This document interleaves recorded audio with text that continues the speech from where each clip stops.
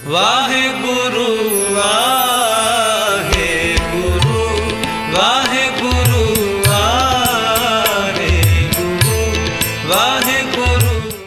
ਸ੍ਰੀ ਵਾਹਿਗੁਰੂ ਸਾਹਿਬ ਜੀ। ਸੋਰਠ ਮਹੱਲਾ ਪੰਜਵਾ। ਠਾਂਡ ਪਾਈ ਕਰਤਾਰੇ, ਤਾਪ ਛੋੜ ਗਿਆ ਪਰਵਾਰੇ। ਗੁਰ ਪੂਰੈ ਹੈ ਰਾਖੀ, ਸਰਣ ਸੱਚੇ ਕੀ ਤਾਕੀ। ਠਾਡ ਪਾਈ ਕਰਤਾਰੇ, ਤਾਪ ਛੋੜ ਗਿਆ ਪਰਵਾਰੇ। ਗੁਰ ਪੂਰੈ ਹੈ ਰਾਖੀ, ਸਰਣ ਸੱਚੇ ਕੀ ਤਾਕੀ। ਪਰਮੇਸ਼ਰ ਆਪ ਹੁਆ ਰਖਵਾਲਾ, ਸ਼ਾਂਤ ਸਹਿਜ ਸੁਖ ਖਿਨ ਮਹਿ ਉਪਜੇ। ਮਨ ਹੋਆ ਸਦਾ ਸੁਖਾਲਾ, ਰਹਾਉ ਹਰ ਹਰ ਨਾਮ ਦਿਓ ਦਾਰੂ। ਤਿਨ ਸਗਲਾ ਰੋਗ ਬੇਦਾਰੂ। ਆਪਣੀ ਕਿਰਪਾ ਧਾਰੀ, ਤਿਨ ਸਗਲੀ ਬਾਤ ਸਵਾਰੀ।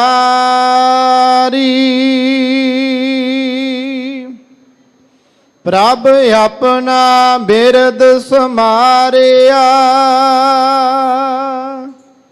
ਹਮਰਾ ਗੁਣ ਅਵਗੁਣ ਨਾ ਵਿਚਾਰਿਆ। ਗੁਰ ਕਾ ਸ਼ਬਦ ਭਇਓ ਸਾਖੀ, ਤਿਨ ਸਗਲੀ ਲਾਜ ਰਾਖੀ। ਬੁਲਾਇਆ ਬੋਲੀ ਤੇਰਾ, ਤੂੰ ਸਾਹਿਬ ਗੁਣੀ ਗਹੇਰਾ। ਜਪ ਨਾਨਕ ਨਾਮ ਸੱਚ ਸਾਖੀ, ਆਪਣੇ ਦਾਸ ਕੀ ਪੈਜ ਰਾਖੀ। ਬੁਲਾਇਆ ਬੋਲੀ ਤੇਰਾ, ਤੂੰ ਸਾਹਿਬ ਗੁਣੀ ਗਹੇਰਾ। ਜਪ ਨਾਨਕ ਨਾਮ ਸੱਚ ਸਾਖੀ, ਆਪਣੇ ਦਾਸ ਕੀ ਪੈਜ ਰਾਖੀ। ਵਾਹਿਗੁਰੂ ਜੀ ਕਾ ਖਾਲਸਾ, ਵਾਹਿਗੁਰੂ ਜੀ ਕੀ ਫਤਿਹ। ਪਰਮ ਸਨਮਾਨਯੋਗ ਗੁਰੂ ਰੂਪ ਖਾਲਸਾ ਸਾਧ ਸੰਗਤ ਜੀ, ਆਪ ਸਰਬੱਤ ਸੰਗਤਾਂ ਵੱਡਿਆਂ ਭਾਗਾਂ ਵਾਲੇ ਹੋ। ਧੰਨ ਧੰਨ ਸ੍ਰੀ ਗੁਰੂ ਰਾਮਦਾਸ ਸਾਹਿਬ ਸੱਚੇ ਪਾਤਸ਼ਾਹ ਜੀ ਦੇ ਪਾਵਨ ਅਸਥਾਨ ਸ੍ਰੀ ਹਰਿਮੰਦਰ ਸਾਹਿਬ ਸ੍ਰੀ ਅੰਮ੍ਰਿਤਸਰ ਸਾਹਿਬ ਵਿਖੇ ਦਰਸ਼ਨ ਇਸ਼ਨਾਨ ਕਰਨ ਦੇ ਲਈ ਹਾਜ਼ਰੀਨ ਹੋਏ ਹੋ। ਧੰਨ ਧੰਨ ਸ੍ਰੀ ਗੁਰੂ ਗ੍ਰੰਥ ਸਾਹਿਬ ਆਪ ਸੰਗਤ ਦੇ ਭਲੇ ਹਿੱਤ ਨਿਤਾ ਪ੍ਰਤੀ ਸ਼੍ਰੀ ਹਰਿਮੰਦਰ ਸਾਹਿਬ ਵਿਖੇ ਪ੍ਰਕਾਸ਼ਵਾਨ ਹੋ ਕਰਕੇ ਤੁਰਕੀ ਬਾਣੀ ਦਾ ਫੁਰਮਾਨ ਪ੍ਰਗਟ ਕਰਦੇ ਹਨ।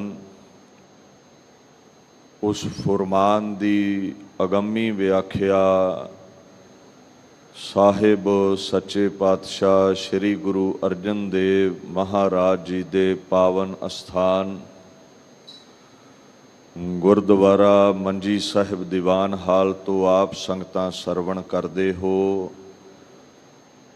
ਆਓ ਗੁਰਾਂ ਕੀ ਇਸ ਬਾਣੀ ਦੇ ਨਾਲ ਜੁੜ ਕਰਕੇ ਆਪਣੇ ਸਮੇਂ ਨੂੰ ਜੀਵਨ ਨੂੰ ਸਫਲਾ ਕਰੀਏ ਜੀ।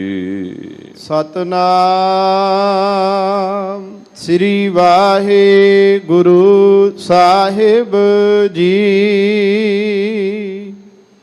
ਸੋਰਠ ਮਹੱਲਾ ਪੰਜਵਾ। ਠਾਂਡ ਪਾਈ ਕਰਤਾਰੇ। ਧੰਨ ਧੰਨ ਸ੍ਰੀ ਗੁਰੂ ਅਰਜਨ ਦੇਵ ਮਹਾਰਾਜ ਪਰਮਾਤਮਾ ਦੇ ਪੰਜਵੇਂ ਸਰਗੁਣ ਸਰੂਪ ਇਹ ਬਾਣੀ ਆਪਣੇ ਗਲੂਏ ਮੁਬਾਰਕ ਚੋਂ ਪ੍ਰਗਟ ਕਰਦੇ ਨੇ। ਸ਼੍ਰੀ ਗੁਰੂ ਗ੍ਰੰਥ ਸਾਹਿਬ ਮਹਾਰਾਜ ਜੀ ਦੇ ਪਵਿੱਤਰ 622 ਅੰਗ ਉੱਪਰ ਦਰਜ ਹੈ। ਰਾਗ ਸੋਰਠ ਹੈ। ਮਹਾਰਾਜ ਇੱਥੇ ਹੁਕਮ ਕਰਦੇ ਨੇ, ਪਰਮਾਤਮਾ ਜੋ ਬੇਅੰਤ ਹੈ, ਦੁਨੀਆ ਦਾ ਕਰਤਾ ਹੈ, ਰਚਨਹਾਰ ਹੈ। ਜੋ ਵੀ ਉਸ ਦੇ ਗੀਤ ਗਾਉਂਦਾ ਹੈ ਉਹਦੇ ਜੀਵਨ ਵਿੱਚ ਠੰਡ ਵਰਤਦੀ ਹੈ, ਚਿੰਤਾ ਮਿਟਦੀ ਹੈ, ਤਪਸ਼ ਮਿਟਦੀ ਹੈ, ਸਰੀਰ ਦੇ ਰੋਗ ਮਿਟਦੇ ਨੇ, ਮਨ ਦੀਆਂ ਚਿੰਤਾਵਾਂ ਮਿਟ ਜਾਂਦੀਆਂ ਨੇ। ਦੇਖੋ, ਹਰ ਸ਼ਬਦ ਦੀ ਕੋਈ ਨਾ ਕੋਈ ਉਥਾਨਕਾ ਹੈ, ਕੋਈ ਨਾ ਕੋਈ ਸਾਖੀ ਪ੍ਰਚਲਿਤ ਹੈ, ਕਿਸ ਕਾਰਨ ਉਹ ਸ਼ਬਦ ਪ੍ਰਗਟ ਹੋਇਆ। ਸਾਖੀ ਤੋਂ ਲਹਿਦਾ ਇਹ ਬਾਣੀ ਸਮੁੱਚੀ ਮਾਨਵਤਾ ਦੀ ਭਲਾਈ ਦੇ ਲਈ ਹੈ।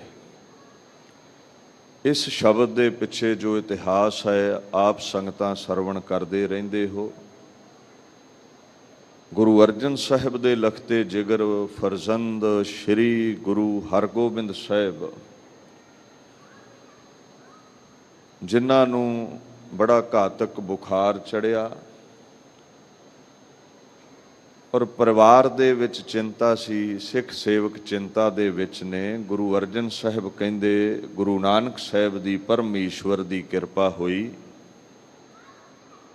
ਤਾਪ ਲੱਥ ਗਿਆ, ਪਰਿਵਾਰ ਦੇ ਵਿੱਚ ਸਿੱਖ ਸੇਵਕਾਂ ਦੇ ਵਿੱਚ ਠੰਡ ਵਰਸੀ ਹੈ, ਸਾਰੇ ਆਨੰਦਿਤ ਹੋਏ ਨੇ, ਖੇੜੇ ਦੇ ਸਹਿਤ ਨੇ। ਅੱਗੇ ਗੁਰੂ ਸਾਹਿਬ ਹੁਕਮ ਕਰਦੇ ਹਨ, ਤਾਪ ਛੋੜ ਗਿਆ ਪਰਵਾਰੇ। ਹੁਣ ਗੁਰੂ ਹਰਗੋਬਿੰਦ ਸਾਹਿਬ ਦਾ ਤਾਪ ਤੇ ਲੱਥਾ ਹੀ ਹੈ, ਜੋ ਪਰਿਵਾਰ ਦੇ ਵਿੱਚ ਚਿੰਤਾ ਦਾ ਤਾਪ ਚੜਿਆ ਸੀ। ਜੋ ਸਿੱਖ ਸੇਵਕ ਚਿੰਤਾ ਦੇ ਸਹਿਤ ਸਨ, ਮਹਾਰਾਜ ਕਹਿੰਦੇ ਨੇ ਉਹਨਾਂ ਦੀ ਚਿੰਤਾ ਮਿਟ ਗਈ। ਸਾਡੇ ਪਰਿਵਾਰ ਨੂੰ, ਭਾਵ ਸਿੱਖਾਂ ਸੇਵਕਾਂ ਨੂੰ ਤਾਪ ਨੇ ਛੱਡ ਦਿੱਤਾ ਹੈ। ਦੁਨਿਆਵੀ ਲੋਕਾਂ ਲਈ ਇਹ ਉਪਦੇਸ਼ ਹੈ ਵੀ ਜਿਹੜਾ ਸਾਨੂੰ ਕਾਮ, ਕ੍ਰੋਧ, ਲੋਭ, ਮੋਹ, ਹੰਕਾਰ ਦਾ ਤਾਪ ਚੜਿਆ ਰਹਿੰਦਾ ਹੈ ਨਾ, ਪਰਮਾਤਮਾ ਦੀ ਬਖਸ਼ਿਸ਼ ਹੋਵੇ, ਨਾਮ ਦੇ ਅਭਿਆਸ ਦੇ ਨਾਲ ਇਹ ਤਾਪ ਗਲੋਂ ਲੈਂਦਾ ਹੈ, ਵਿਕਾਰ ਗਲੋਂ ਲੈਂਦੇ ਨੇ, ਇਹ ਤਪਸ਼ ਮਿਟਦੀ ਹੈ, ਫਿਰ ਜੀਵਨ ਦੇ ਵਿੱਚ ਠੰਡਕ ਫੈਲਦੀ ਹੈ, ਖੁਸ਼ੀਆਂ ਖੇੜੇ ਪ੍ਰਾਪਤ ਹੋ ਜਾਂਦੇ ਹਨ। ਗੁਰਪੂਰੈ ਹੈ ਰਾਖੀ। ਮਹਾਰਾਜ ਕਹਿੰਦੇ ਨੇ ਪੂਰੇ ਗੁਰੂ ਰਾਮਦਾਸ, ਗੁਰੂ ਨਾਨਕ ਸਾਹਿਬ ਸੱਚੇ ਪਾਤਸ਼ਾਹ ਨੇ ਰੱਖਿਆ ਕਰਨੀ ਕੀਤੀ ਹੈ। ਕਿਰਪਾ ਕਰਨੀ ਕੀਤੀ ਹੈ, ਆਪਣੇ ਸੇਵਕਾਂ ਦੇ ਉੱਤੇ ਪੈਜ ਰੱਖਦੇ ਹਨ। ਸਰਣ ਸੱਚੇ ਕੀ ਤਾਕੀ। ਇਹ ਗੁਰਾਂ ਦੀ ਜਦੋਂ ਸੰਗਤ ਹੁੰਦੀ ਹੈ ਫਿਰ ਇਹ ਸਮਝ ਪੈਂਦੀ ਹੈ ਵੀ ਪ੍ਰਮਾਤਮਾ ਦੀ ਸ਼ਰਨ ਰਹਿ ਕੇ ਹੀ ਤਾਪ, ਰੋਗ, ਸੋਗ ਮਿਟਦੇ ਨੇ। ਗੁਰਾਂ ਦੀ ਸੰਗਤ ਕਰਕੇ ਹੀ ਸੱਚੇ ਦੀ ਸ਼ਰਨ ਗ੍ਰਹਿਣ ਹੁੰਦੀ ਹੈ ਜੋ ਪਰਮੇਸ਼ਵਰ ਹੈ। ਸੋ ਮਹਾਰਾਜ ਕਹਿੰਦੇ ਨੇ ਗੁਰੂ ਦੀ ਸਿੱਖਿਆ ਹੀ ਇਹ ਸਮਝ ਬਖਸ਼ਦੀ ਹੈ ਵੀ ਪ੍ਰਮਾਤਮਾ ਦੀ ਸ਼ਰਨ ਜਾ ਕਰਕੇ ਜੀਵਨ ਵਿੱਚੋਂ ਤਪਸ਼ ਮਿਟੇਗੀ, ਰੋਗ ਸੋਗ ਮਿਟਣਗੇ। ਪਰਮੇਸ਼ਰ ਆਪ ਹੁਆ ਰਖਵਾਲਾ। ਆਪਣੇ ਪਿਆਰਿਆਂ ਦਾ ਫਿਰ ਜੋ ਸਿਰ ਦਾ ਸਾਈਂ ਹੈ, ਜੋ ਪਰਮੇਸ਼ਵਰ ਹੈ, ਉਹ ਰੱਖਿਆ ਕਰਨ ਵਾਲਾ ਹੋ ਨਿਬੜਦਾ ਹੈ। ਜੋ ਜਗਤ ਦਾ ਪ੍ਰਤਪਾਲਕ ਹੈ, ਸਭ ਤੋਂ ਵੱਡਾ ਹੈ, ਪਰਮ ਹੈ, ਈਸ਼ਵਰ ਹੈ, ਮਾਇਆ ਦੇ ਸਹਿਤ ਹੈ। ਮਹਾਰਾਜ ਕਹਿੰਦੇ ਉਹ ਆਪਣੇ ਦਰ ਤੇ ਆਏ ਦੀਨਾਂ ਦੀ ਰੱਖਿਆ ਕਰਦਾ ਹੈ। ਸਾਤ ਸਹਜ ਸੁਖ ਖਿਨ ਮਹਿ ਉਪਜੇ। ਮਨ ਹੁਆ ਸਦਾ ਸੁਖਾਲਾ। ਪਰਮਾਤਮਾ ਦੀ ਸ਼ਰਨ ਵਿੱਚ ਜਾਇਆ ਸ਼ਾਂਤੀ ਮਿਲਦੀ ਹੈ, ਮਨ ਦੀ ਭਟਕਣਾ ਮਿਟ ਜਾਂਦੀ ਹੈ, ਤਨ ਵੀ ਸ਼ਾਂਤ ਰਹਿੰਦਾ ਹੈ, ਰੋਗਾਂ ਤੋਂ ਬਚਿਆ ਰਹਿੰਦਾ ਹੈ, ਮਨ ਵੀ ਸ਼ਾਂਤ ਰਹਿੰਦਾ ਹੈ, ਚਿੰਤਾਵਾਂ ਤੋਂ ਰਹਿਤ ਹੋ ਜਾਂਦਾ ਹੈ। ਫਿਰ ਸਹਿਜ ਪ੍ਰਾਪਤ ਹੁੰਦਾ ਹੈ। ਸਹਿਜ ਗਿਆਨ ਨੂੰ ਵੀ ਕਿਹਾ ਹੈ। ਸਹਿਜ ਦਾ ਭਾਵ ਆਨੰਦ ਵੀ ਹੈ, ਖੁਸ਼ੀ ਵੀ ਹੈ, ਖੇੜੇ ਵੀ ਨੇ। ਪਰ ਮਹਾਰਾਜ ਕਹਿੰਦੇ ਨੇ ਮਨ ਵੀ ਸੁਖੀ ਹੋ ਜਾਂਦਾ ਹੈ, ਮਨ ਦੀਆਂ ਚਿੰਤਾਵਾਂ ਮਿਟ ਜਾਂਦੀਆਂ ਨੇ। ਐਸੀ ਕਿਰਪਾ ਪਰਮਾਤਮਾ ਦੇ ਦਰ ਤੇ ਹੁੰਦੀ ਹੈ। ਹਰ ਆਸ਼ਾ ਦੀ ਪੂਰਤੀ ਹੋ ਜਾਂਦੀ ਹੈ। ਸਦਾ ਹੀ ਜੀਵਨ ਦੇ ਵਿੱਚ ਆਖਣ ਲੱਗੇ ਫਿਰ ਸੁਖ ਰਹਿੰਦਾ ਹੈ, ਖੇੜੇ ਰਹਿੰਦੇ ਨੇ, ਖੁਸ਼ੀਆਂ ਰਹਿੰਦੀਆਂ ਹਨ। ਸੁੱਖਾਂ ਦਾ ਘਰ ਪਰਮਾਤਮਾ ਜਿਸ ਨੂੰ ਮਿਲ ਗਿਆ ਉਹਦੇ ਜੀਵਨ ਵਿੱਚ ਫਿਰ ਦੁੱਖ ਨਹੀਂ ਰਹਿੰਦੇ। ਰਹਾਉ ਹਰ ਹਰ ਨਾਮ ਦੀਓ ਦਾਰੂ। ਜਦੋਂ ਗੁਰਾਂ ਦੀ ਸ਼ਰਨ ਜਾਂਦੇ ਹਾਂ, ਪਰਮਾਤਮਾ ਦਾ ਹਰਿਆ ਭਰਿਆ ਕਰਨ ਵਾਲਾ ਨਾਮ ਉਹ ਸਾਨੂੰ ਬਖਸ਼ਦੇ ਨੇ। ਇੱਥੇ ਲਫ਼ਜ਼ ਹੈ ਹਰ। ਸਿੱਖ ਜਗਤ ਨੇ ਹਰ ਮੰਨਿਆ ਹੈ ਜੋ ਸਭ ਨੂੰ ਹਰੇ ਕਰੇ। ਹਰੀਬ ਧਾਤੂ ਤੋਂ ਬਣਿਆ, ਦੁੱਖਾਂ ਨੂੰ ਹਰ ਲਵੇ। ਜੋ ਪਰਮਾਤਮਾ ਹੈ ਸਦੀ ਵੀ ਆਪ ਵੀ ਹਰਿਆ ਭਰਿਆ ਰਹਿੰਦਾ ਹੈ, ਮੌਜੂਦ ਰਹਿੰਦਾ ਹੈ, ਔਰ ਆਪਣੇ ਪਿਆਰਿਆਂ ਤੇ ਵੀ ਕਿਰਪਾ ਰੱਖਦਾ ਹੈ। ਸਨਾਤਨ ਮਤ ਵਾਲੇ ਵੀਰ ਹਰ ਕਹਿ ਦਿੰਦੇ ਨੇ ਵਿਸ਼ਨੂੰ ਮਹਾਰਾਜ ਨੂੰ, ਔਰ ਕਈ ਵਾਰ ਉਹ ਵੈਸ਼ਮ ਵੈਸੇ ਵਿੱਚ ਵੀ ਪੈ ਜਾਂਦੇ ਨੇ ਵੀ ਗੁਰੂ ਗ੍ਰੰਥ ਸਾਹਿਬ ਵਿੱਚ ਇਹ ਹਰ ਲਫ਼ਜ਼ ਵਿਸ਼ਨੂੰ ਲਈ ਆਇਆ ਹੈ। ਨਹੀਂ, ਗੁਰੂ ਗ੍ਰੰਥ ਸਾਹਿਬ ਕਹਿੰਦੇ ਨੇ ਸ਼ੰਕਰ ਬਿਸ਼ਨ ਅਵਤਾਰ ਹਰ ਜਸ ਮੁਖ ਭਣਾ। ਜਿਹੜਾ ਸਾਡਾ ਹਰੀ ਹੈ, ਪਰਮਾਤਮਾ ਹੈ, ਉਹਦਾ ਜਪ ਵਿਸ਼ਨੂੰ ਵੀ ਕਰਦੇ ਨੇ, ਸ਼ਿਵ ਜੀ ਮਹਾਰਾਜ ਵੀ ਕਰਦੇ ਨੇ, ਬ੍ਰਹਮਾ ਜੀ ਵੀ ਕਰਦੇ ਨੇ। ਭਾਵ ਉਹ ਇਹਨਾਂ ਤਿੰਨਾਂ ਮਹਾਨ ਦੇਵਤਿਆਂ ਨਾਲੋਂ ਵੀ ਉੱਤੇ ਹੈ। ਸੋ ਉਹ ਜਿਹੜਾ ਹਰਿਆ ਭਰਿਆ ਕਰਨ ਵਾਲਾ ਪਰਮਾਤਮਾ ਹੈ, ਦੀਨ ਦੁਨੀਆ ਦੇ ਮਾਲਕ ਕਹਿੰਦੇ ਨੇ ਉਹਦਾ ਨਾਮ ਦਾਰੂ ਵਰਗਾ ਹੈ। ਦਾਰੂ ਦਾ ਭਾਵ ਤੁਸੀਂ ਸਮਝਦੇ ਹੀ ਹੋ, ਔਖਦ ਨੂੰ ਕਹਿੰਦੇ ਨੇ, ਦਵਾਈ ਨੂੰ। ਪਰਮਾਤਮਾ ਦਾ ਨਾਮ ਹਰ ਰੋਗ ਦੀ ਦਵਾਈ ਹੈ।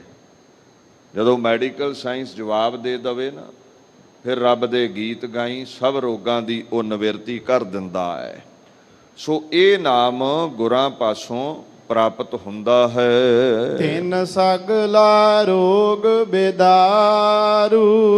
ਜਦੋਂ ਨਾਮ ਜਪੋਗੇ, ਜਿੰਨੇ ਵੀ ਜੀਵਨ ਦੇ ਵਿੱਚ ਰੋਗ ਨੇ, ਦਰਦ ਨੇ, ਬਿਮਾਰੀਆਂ ਨੇ, ਜਾਂ ਕੋਈ ਮਾਨਸਿਕ ਅਸਰ ਹੈ, ਕੋਈ ਭੂਤ ਪ੍ਰੇਤ ਚੰਬੜੇ ਨੇ, ਮਹਾਰਾਜ ਕਹਿੰਦੇ ਨੇ ਸਭੇ ਹੀ ਰੋਗਾਂ ਨੂੰ ਇਹ ਨਾਮ ਬਿਦਾਰਦਾ ਹੈ। ਵਿਦਾਰ ਦਾ ਭਾਵ ਹੈ ਵਿਦਾਰਨ ਕਰਨਾ, ਪਾੜ ਕੇ ਸੁੱਟ ਦੇਣਾ, ਖੁਰਾ ਖੋਜ ਮਿਟਾ ਦੇਣਾ। ਆਪਣੀ ਕਿਰਪਾ ਧਾਰੀ ਪਰਮਾਤਮਾ ਦੀ ਸ਼ਰਨ ਜਾਓ, ਉਹ ਕਿਰਪਾ ਕਰ ਦੇਣ, ਫਿਰ ਰੋਗ ਸੋਗ ਮਿਟਣਗੇ। ਦੇਖੋ ਆਪਾਂ ਸਾਰੇ ਹੀ ਉਹਦੇ ਗੀਤ ਗਾਉਂਦੇ ਹਾਂ, ਪ੍ਰਵਾਨ ਕਿਸ ਦੇ ਗੀਤ ਗਾਏ ਕਰੇਗਾ ਇਹ ਉਹਦੀ ਮਰਜ਼ੀ ਹੈ। ਸੋ ਮਹਾਰਾਜ ਕਹਿੰਦੇ ਨੇ ਜਿਨ੍ਹਾਂ ਦੇ ਉੱਤੇ ਉਹਦੀ ਨਜ਼ਰ ਸਵੱਲੀ ਹੋ ਗਈ, ਪਰਮਾਤਮਾ ਨੇ ਜਿਨ੍ਹਾਂ ਦੇ ਉੱਤੇ ਮਿਹਰ ਕੀਤੀ, ਜਿਨ੍ਹਾਂ ਦੇ ਉੱਤੇ ਤਰਸ ਆਇਆ ਹੈ, ਤਿਨ ਸਗਲੀ ਬਾਤ ਸਵਾਰੀ ਉਹਨਾਂ ਗੁਰਮੁਖ ਪਿਆਰਿਆਂ ਦੇ ਜੀਵਨ ਦੀ ਕਹਾਣੀ ਸੁੰਦਰ ਹੋ ਗਈ। ਸਭੋ ਕਾਰਜ ਸੌਰ ਗਏ, ਰਾਸ ਆ ਗਏ, ਉਹਨਾਂ ਦੇ ਜੀਵਨ ਵਿੱਚ ਵਿਘਨ ਨਾ ਰਹੇ, ਉਹਨਾਂ ਦੇ ਜੀਵਨ ਵਿੱਚ ਰੋਗ ਸੋਗ ਨਾ ਰਹੇ।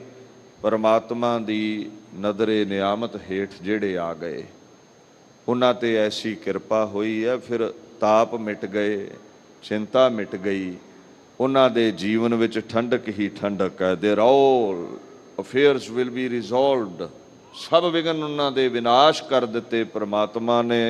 ਰੱਬ ਆਪਣਾ ਬਿਰਦ ਸਮਾਰਿਆ। ਮਹਾਰਾਜ ਕਹਿੰਦੇ ਜੋ ਪ੍ਰਭਤਾ ਦੇ ਸਹਿਤ ਪਰਮਾਤਮਾ ਹੈ, ਉਹਦਾ ਇਹ ਬਿਰਦ ਹੈ, ਉਹਦਾ ਇਹ ਸੁਭਾਅ ਹੈ। ਕੀ ਸੁਭਾਅ ਹੈ ਜੀ? ਸ਼ਰਨ ਆਇਆਂ ਦੇ ਰੋਗ ਸੋਗ ਵਿਘਨ ਵਿਦਾਰ ਦਿੰਦਾ ਹੈ।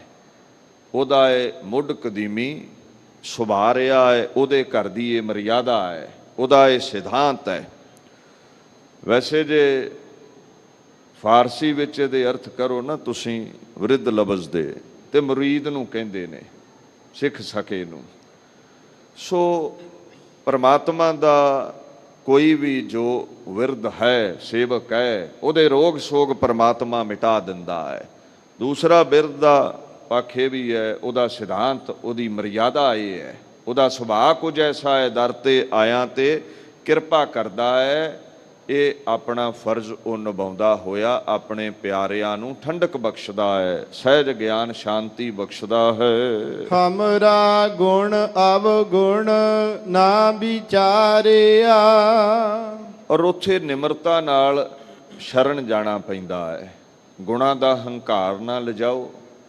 ਤੋ ਜੇ ਔਗਣ ਨੇ, ਪਛਤਾਪ ਦੀ ਵੀ ਲੋੜ ਨਹੀਂ ਹੈ। ਪਰਮਾਤਮਾ ਦੀ ਸ਼ਰਨ ਜਿਹੜੇ ਚਲੇ ਜਾਂਦੇ ਨੇ, ਉਹਨਾਂ ਨੂੰ ਨਜ਼ਾਤ ਬਖਸ਼ਦਾ ਹੈ, ਮੁਕਤੀ ਬਖਸ਼ਦਾ ਹੈ। ਹੁਣ ਦੇਖੋ ਮਾਪਿਆਂ ਦਾ ਸੁਭਾਅ ਹੁੰਦਾ ਹੈ, ਕੁਝ ਬੱਚੇ ਵਿਗੜਾਲੂ ਹੁੰਦੇ ਨੇ, ਕੁਝ ਬੜੇ ਸੂਝਵਾਨ ਹੁੰਦੇ ਨੇ। ਤੋ ਇਹ ਜ਼ਰੂਰੀ ਨਹੀਂ ਵੀ ਗੁਣਵਾਨ ਨੂੰ ਹੀ ਮਾਪੇ ਗੱਲ ਨਾਲ ਲਾਉਂਦੇ ਨੇ। ਜੇ ਝਗੜਾਲੂ ਵਿਗੜਾਲੂ ਵੀ ਸ਼ਰਨ ਆਵੇ ਤੇ ਉਹਨੂੰ ਵੀ ਗੱਲ ਨਾਲ ਲਾ ਲੈਂਦੇ ਨੇ। ਔਗਣਾਂ ਨੂੰ ਮਿਟਾ ਕੇ ਪਰਮਾਤਮਾ ਗੁਣ ਬਖਸ਼ਦਾ ਹੈ। ਗੁਣਾਂ ਦਾ ਭਾਵ ਸਮਝਿਓ ਸਤ ਸੰਤੋਖ ਦਇਆ ਧਰਮ, ਜੋ ਸਾਡੇ ਵਿੱਚ ਸਿਫਤਾਂ ਨੇ, ਜੋ ਸਾਡੇ ਵਿੱਚ ਵਿਸ਼ੇਸ਼ਣ ਨੇ, ਜੋ ਸਾਡਾ ਸ਼ੀਲ ਸੰਤੋਖੀ ਸੁਭਾਅ ਹੈ। ਔਗਣ ਕਹਿ ਦਿੰਦੇ ਨੇ ਵਿਕਾਰਾਂ ਨੂੰ, ਕਾਮ ਕ੍ਰੋਧ ਲੋਭ ਮੋਹ ਹੰਕਾਰ ਈਰਖਾ ਆਦਿਕ।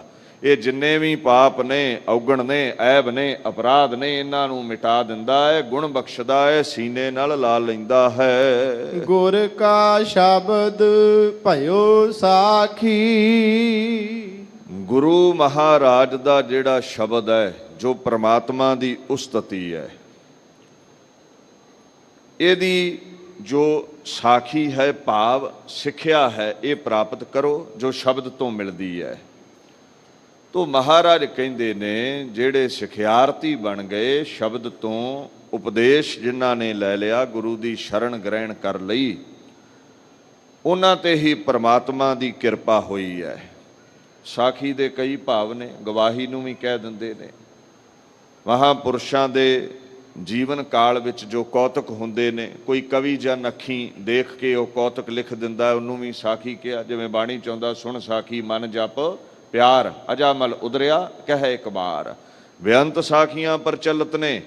ਗੁਰੂ ਦਾ ਸ਼ਬਦ ਰੋਗ ਸੋਗ ਮਿਟਾਉਂਦਾ ਹੈ, ਕਿਰਪਾ ਕਰ ਦਿੰਦਾ ਹੈ। ਇਉਂ ਜਿਨ੍ਹਾਂ ਗੁਰੂ ਦੇ ਸ਼ਬਦ ਨੂੰ ਸਾਖੀ ਮੰਨ ਲਿਆ, ਹਾਜ਼ਰਾ ਹਜ਼ੂਰ ਮੰਨ ਲਿਆ, ਜੀਵਨ ਵਿੱਚ ਇਸ ਸਿੱਖਿਆ ਨੂੰ ਢਾਲਿਆ, ਪਰਮਾਤਮਾ ਦੀ ਉਹਨਾਂ ਤੇ ਬਖਸ਼ਿਸ਼ ਹੋਈ ਹੈ। ਉਹਨਾਂ ਤੇ ਪ੍ਰਮਾਤਮਾ ਨੂੰ ਤਰਸ ਆਇਆ ਹੈ। ਫਿਰ ਐਸੇ ਜਿਹੜੇ ਗੁਰਮੁਖ ਜਨ ਨੇ ਉਹਨਾਂ ਨੂੰ ਸ਼ਾਂਤੀ ਸਹਿਜ ਆਨੰਦ ਪ੍ਰਾਪਤ ਹੋਇਆ ਹੈ। ਤਿਨ ਸਗਲੀ ਲਾਜ ਰਾਖੀ। ਸ਼ਬਦ ਦੇ ਅਭਿਆਸੀ ਜਿਹੜੇ ਨੇ, ਜਿਹੜੇ ਨਾਮ ਜਪਣ ਵਾਲੇ ਨੇ, ਉਹਨਾਂ ਦੀ ਜਿਹੜੀ ਲਾਜ ਹੈ, ਹਯਾ ਹੈ, ਪੱਤ ਹੈ, ਆਨ ਹੈ, ਇੱਜ਼ਤ ਹੈ, ਉਹ ਗੁਰੂ ਆਪ ਰੱਖਦਾ ਹੈ, ਪਰਮਾਤਮਾ ਆਪ ਰੱਖਦਾ ਹੈ। ਬੁਲਾਇਆ ਬੋਲੀ ਤੇਰਾ। ਮਹਾਰਾਜ ਕਹਿੰਦੇ ਨੇ ਇਹ ਜਿਹੜੇ ਗਲੂਏ ਚੋਂ ਮੈਂ ਬੋਲ ਪ੍ਰਗਟ ਕਰ ਰਿਹਾ ਹੈ ਨਾ, ਜੋ ਮੇਰੀ ਇਹ ਬੋਲੀ ਹੈ, ਵਾਣੀ ਹੈ, ਜੋ ਮੈਂ ਗੀਤ ਗਾ ਰਿਹਾ ਹਾਂ, ਹੇ ਪ੍ਰਮਾਤਮਾ ਇਹ ਤੇਰੀ ਕਿਰਪਾ ਨਾਲ ਹੀ ਝਰਨੇ ਫੁੱਟਦੇ ਨੇ। ਦੇਖੋ ਦੁਨੀਆ ਵਿੱਚ ਕਿੰਨੇ ਮਹਾਤਮਾ ਨੇ, ਮਹਾਪੁਰਸ਼ ਨੇ, ਕਿੰਨੇ ਕਵੀ ਜਨ ਨੇ, ਪਰ ਅਗੰਮੀ ਬਾਣੀ ਹਰ ਇੱਕ ਦੇ ਜ਼ਿਹਨ ਚੋਂ ਪ੍ਰਗਟ ਨਹੀਂ ਹੋਈ। ਵਿਰਲੇ ਮਹਾਪੁਰਸ਼ ਨੇ ਜਿਨ੍ਹਾਂ ਦੇ ਪਾਵਨ ਬੋਲ ਸ੍ਰੀ ਗੁਰੂ ਗ੍ਰੰਥ ਸਾਹਿਬ ਦੇ ਵਿੱਚ ਦਰਜ ਨੇ। ਪਰਮਾਤਮਾ ਦੀ ਕਿਰਪਾ ਹੋਵੇ ਤੇ ਇਹ ਬਾਣੀ ਦੇ ਅਗੰਮੀ ਬੋਲਾਂ ਦੇ ਝਰਨੇ ਫੁੱਟਦੇ ਨੇ। ਗੁਰੂ ਅਰਜਨ ਸਾਹਿਬ ਕਹਿੰਦੇ ਮੈਂ ਜੋ ਬੋਲ ਰਿਹਾ ਤੇਰਾ ਬੁਲਾਇਆ ਬੋਲ ਰਿਹਾ, ਤੇਰੀ ਬੋਲੀ ਬੋਲ ਰਿਹਾ। ਤੁਸੀਂ ਇੱਕ ਹੋਰ ਜਗ੍ਹਾ ਬਾਣੀ ਵਿੱਚ ਪੜ੍ਹਿਆ ਹੋਵੇਗਾ, ਹਉ ਆਪਹੁ ਬੋਲ ਨਾ ਜਾਣਦਾ, ਮੈਂ ਕਹਿਆ ਸਭ ਹੁਕਮਾਓ ਜੀਓ। ਗੁਰੂ ਨਾਨਕ ਸਾਹਿਬ ਨੂੰ ਵੀ ਤੁਸੀਂ ਸੁਣਿਆ ਹੈ, ਜੈਸੀ ਮੈਂ ਆਵੈ ਖਸਮ ਕੀ ਬਾਣੀ ਤੈ ਸੜਾ ਕਰੀ। ਗਿਆਨ ਵੇ ਲਾਲੋ ਗੁਰੂ ਗੋਬਿੰਦ ਸਿੰਘ ਪਾਤਸ਼ਾਹ ਨੂੰ ਵੀ ਤੁਸੀਂ ਸੁਣਿਆ ਹੈ, ਜੋ ਨਿਜ ਪ੍ਰਭ ਮੋਹ ਸੋ ਕਹਾ ਸੋ ਕਹੇ ਹੋ ਜਗ ਵਾਹੇ। ਸੋ ਇਹ ਪ੍ਰਮਾਤਮਾ ਦੇ ਗੀਤ ਹੀ ਮੈਂ ਗੁਰੂ ਅਰਜਨ ਸਾਹਿਬ ਕਹਿੰਦੇ ਗਾ ਰਿਹਾ ਹਾਂ। ਤੂੰ ਸਾਹਿਬ ਗੁਣੀ ਗਹਿਰਾ। ਐ ਪ੍ਰਮਾਤਮਾ ਤੂੰ ਸਭਨਾ ਦਾ ਸਾਹਿਬ ਹੈ, ਮਾਲਕ ਹੈ, ਸੁਆਮੀ ਹੈ। ਇਹ ਸਾਹਿਬ ਲਫ਼ਜ਼ ਅਰਬੀ ਦਾ ਹੈ। ਸੋ ਤੂੰ ਸਿਰ ਦਾ ਸਾਈਂ ਹੈ, ਵੱਡਾ ਮਾਲਕ ਹੈ, ਸਾਰੇ ਤੇਰੇ ਹੀ ਹੁਕਮ ਵਿੱਚ ਚੱਲਦੇ ਹਨ। ਜਪ ਨਾਨਕ ਨਾਮ ਸੱਚ ਸਾਖੀ। ਮਹਾਰਾਜ ਸਾਨੂੰ ਹੁਕਮ ਕਰਦੇ ਨੇ, ਹੇ ਸਿੱਖ ਜਨੋ, ਦੀਨ ਦੁਨੀਆ ਦੇ ਮਾਲਕ ਗੁਰੂ ਨਾਨਕ ਸਾਹਿਬ ਦੀ ਸ਼ਰਨ ਜਾ ਕਰਕੇ ਪਰਮਾਤਮਾ ਦੇ ਨਾਮ ਦੀ ਸ਼ਬਦ ਰਾਹੀਂ ਸਿੱਖਿਆ ਪ੍ਰਾਪਤ ਕਰੋ। ਇਹਨੇ ਹੀ ਸਾਖੀ ਬਣਨਾ ਹੈ, ਭਾਵ ਦਰਗਾਹ ਵਿੱਚ ਹਾਮੀ ਭਰਨੀ ਹੈ ਨਾਮ ਨੇ। ਇਹਨੇ ਹੀ ਮੁਕਤੀ ਦਿਵਾਉਣੀ ਹੈ, ਇਹਨੇ ਹੀ 84 ਲੱਖ ਦੇ ਬੰਧਨ ਤੁਹਾਡੇ ਕੱਟਣੇ ਨੇ। ਜਿਹੜਾ ਗੁਰੂ ਦੀ ਸ਼ਰਨ ਗ੍ਰਹਿਣ ਕਰਕੇ ਨਾਮ ਦਾ ਅਭਿਆਸ ਕਰੇਗਾ, ਪ੍ਰਮਾਤਮਾ ਦੇ ਗੀਤ ਗਾਵੇਗਾ, ਇਹ ਗਾਏ ਹੋਏ ਗੀਤ, ਜਪੀ ਹੋਈ ਬਾਣੀ, ਇਹ ਕੀਤਾ ਹੋਇਆ ਸਿਮਰਨ ਹੀ ਇਸ ਲੋਕ ਵਿੱਚ ਅਤੇ ਪਰਲੋਕ ਵਿੱਚ ਸਹਾਇਕ ਹੈ, ਸਾਨੂੰ ਸੁਖ ਪ੍ਰਦਾਨ ਕਰਨ ਵਾਲਾ ਹੈ। ਸੋ ਦੀਨ ਦੁਨੀਆ ਦੇ ਮਾਲਕ ਇੱਥੇ ਬਾਣੀ ਦੇ ਨਾਲ ਸਾਨੂੰ ਜੋੜਦੇ ਹਨ। ਆਪਣੇ ਦਾਸ ਕੀ ਪੈਜ ਰਾਖੀ। ਸੋ ਜਿਹੜੇ ਦਾਸਾ ਭਾਵ ਵਿੱਚ ਆ ਗਏ, ਗੁਰਾਂ ਦੀ ਸ਼ਰਨ ਆ ਕੇ ਨਾਮ ਦਾ ਜਿਨ੍ਹਾਂ ਅਭਿਆਸ ਕੀਤਾ, ਗੁਰਾਂ ਤੋਂ ਉਪਦੇਸ਼ ਲੈ ਕੇ, ਮਹਾਰਾਜ ਕਹਿੰਦੇ ਵੀ ਕੋਈ ਵੀ ਭੀੜ ਉਹਨਾਂ ਦਾਸਾਂ ਦੇ ਜੀਵਨ ਵਿੱਚ ਹੈ, ਰੋਗ ਨੇ, ਚਿੰਤਾਵਾਂ ਨੇ, ਕਾਰਜਾਂ ਵਿੱਚ ਕੋਈ ਵਿਘਨ ਹੈ, ਕਹਿੰਦੇ ਫਿਰ ਨਾਮ ਜਪ ਲਿਓ, ਤੁਹਾਡੀ ਪੈਜ ਰੱਖੇਗਾ ਅਕਾਲ ਪੁਰਖ। ਗੁਰੂ ਨਾਨਕ ਸਾਹਿਬ ਤੁਹਾਡੇ ਤੇ ਕਿਰਪਾ ਕਰਨਗੇ, ਤੁਹਾਡੀ ਇੱਜ਼ਤ ਆਬਰੂ ਬਰਕਰਾਰ ਰੱਖਣਗੇ, ਆਪਣੀ ਪ੍ਰਤਿਗਿਆ ਨੂੰ ਨਿਭਾਉਣਗੇ। ਜੋ ਦਾਸਾਂ ਦੀ ਰੱਖਿਆ ਕਰਨ ਵਾਲੇ ਉਹਨਾਂ ਦੇ ਬੋਲ ਨੇ, ਜੋ ਉਹਨਾਂ ਦਾ ਸੁਭਾਅ ਹੈ। ਸੋ ਇਸ ਪਾਵਨ ਸ਼੍ਰੀ ਮੁਖਵਾਕ ਦੇ ਵਿੱਚ ਗੁਰੂ ਅਰਜਨ ਸਾਹਿਬ ਪਾਤਸ਼ਾਹ ਸਾਨੂੰ ਅਕਾਲ ਪੁਰਖ ਦੇ ਨਾਮ ਉੱਪਰ ਅਕੀਦਾ ਰੱਖਣ ਦਾ ਹੁਕਮ ਕਰਦੇ ਨੇ। ਜਿਸ ਦਾ ਭਰੋਸਾ ਵੱਜ ਗਿਆ ਉਹਦੇ ਜੀਵਨ ਚੋਂ ਰੋਗ ਸੋਗ ਮਿਟ ਜਾਂਦੇ ਨੇ, ਉਹ ਦੁੱਖਾਂ ਸੁੱਖਾਂ ਵਿੱਚ ਇੱਕ ਸਾਰ ਰਹਿੰਦਾ ਹੈ, ਪਰਮ ਪਦਵੀ ਨੂੰ ਪ੍ਰਾਪਤ ਹੋ ਜਾਂਦਾ ਹੈ। ਐਸੇ ਅਗੰਮੀ ਬੋਲ ਮਹਾਰਾਜ ਦੇ ਸਭਨਾ ਦੇ ਜ਼ਿਹਨ ਵਿੱਚ ਟਿਕਣੇ, ਜੀਵਨ ਸਫਲਾ ਹੋਵੇ। ਸੋ ਹੁਣ ਦਾਸ ਉਸ ਅਗੰਮੀ ਇਤਿਹਾਸ ਦੇ ਨਾਲ ਆਪ ਸੰਗਤ ਨੂੰ ਰੂਬਰੂ ਕਰਨ ਲੱਗਾ ਹੈ। ਜੋ ਇਹ ਅਜੋਕੇ ਦਿਨ ਚੱਲ ਰਹੇ ਨੇ, ਜੂਨ ਦਾ ਮਹੀਨਾ 1984 ਦੇ ਸਮੇਂ ਭਾਰਤ ਵਰਸ਼ ਦੀ ਪ੍ਰਧਾਨ ਮੰਤਰੀ ਬੀਬੀ ਇੰਦਰਾ ਗਾਂਧੀ ਨੇ ਸਿੱਖ ਧਰਮ ਦਾ ਖੁਰਾ ਖੋਜ ਮਿਟਾਉਣ ਦੇ ਲਈ ਅਹਿਮਦ ਸ਼ਾਹ ਦੁਰਾਨੀ ਦੇ ਨਕਸ਼ੇ ਕਦਮਾਂ ਤੇ ਚੱਲ ਕਰਕੇ ਭਾਰਤੀ ਫੌਜ ਰਾਹੀਂ ਸ਼੍ਰੀ ਹਰਿਮੰਦਰ ਸਾਹਿਬ, ਸ਼੍ਰੀ ਅਕਾਲ ਤਖਤ ਸਾਹਿਬ ਦੇ ਉੱਪਰ ਹਮਲਾ ਕਰਵਾਇਆ ਔਰ ਆਪਾਂ ਇਸ ਬਲੂ ਸਟਾਰ ਨੂੰ, ਇਸ ਦੁਖਾਂਤ ਨੂੰ ਤੀਸਰੇ ਘੱਲੂਘਾਰੇ ਵਜੋਂ ਯਾਦ ਕਰਦੇ ਹਾਂ। ਘੱਲੂਘਾਰੇ ਦਾ ਮਤਲਬ ਕੀ ਹੈ? ਸਰਵਨਾਸ਼ ਕਰਨਾ, ਕਿਸੇ ਦਾ ਖੁਰਾ ਖੋਜ ਮਿਟਾ ਦੇਣਾ। ਸੋ ਆਪ ਸੰਗਤਾਂ